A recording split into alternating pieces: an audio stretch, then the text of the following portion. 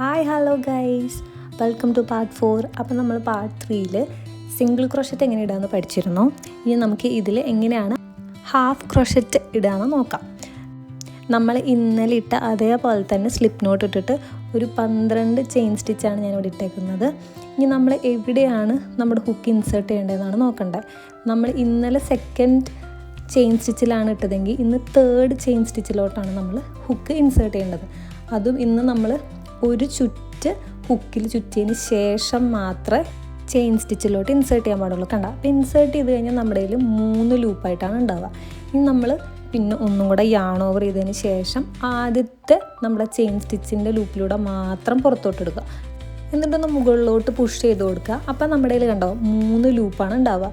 ഇനി നമ്മൾ yarn over ചെയ്തിട്ട് ഈ 3 ലൂപ്പിലൂടെയും പുറത്തോട്ട് യാണിനെ എടുക്കുക. ഇനിയിപ്പോൾ ലൂപ്പ് ടൈറ്റായിട്ട് അങ്ങനെ ഇരിക്കുകയാണെങ്കിൽ ആദ്യം 2 കൂടെ എടുത്തതിന് ശേഷം പിന്നെ 1 കൊണ്ട് എടുക്കാം.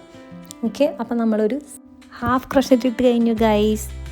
അപ്പോൾ ഞാൻ ഒരു പ്രാവശ്യം കൊണ്ട് കാണിച്ചു തരാം. എല്ലാ പ്രാവശ്യത്തെയും പോലെ യാൺ ഓവർ ചെയ്തു, നമ്മൾ ഇൻസേർട്ട് ചെയ്തു, പിന്നെയും യാൺ ഓവർ ചെയ്ത് ചെയിൻ സ്റ്റിച്ചിലൂടെ മാത്രം പുറത്തോട്ട് എടുത്തു. അപ്പം നമ്മുടെ കയ്യിൽ 3 ലൂപ്പ് ഉണ്ടാവും. ഇനി നമ്മൾ യാൺ ഓവർ ചെയ്തിട്ട് ഈ 3 ലൂപ്പിലൂടെയും പുറത്തോട്ട് യാണിനെ എടുക്കുക. ഇനി നമുക്ക് ഈ അറ്റം വരെ ഇതന്നെ ചെയ്തു കൊടുക്കാം. അപ്പോൾ ലാസ്റ്റ് നമുക്ക് ഇങ്ങനെ കിട്ടും.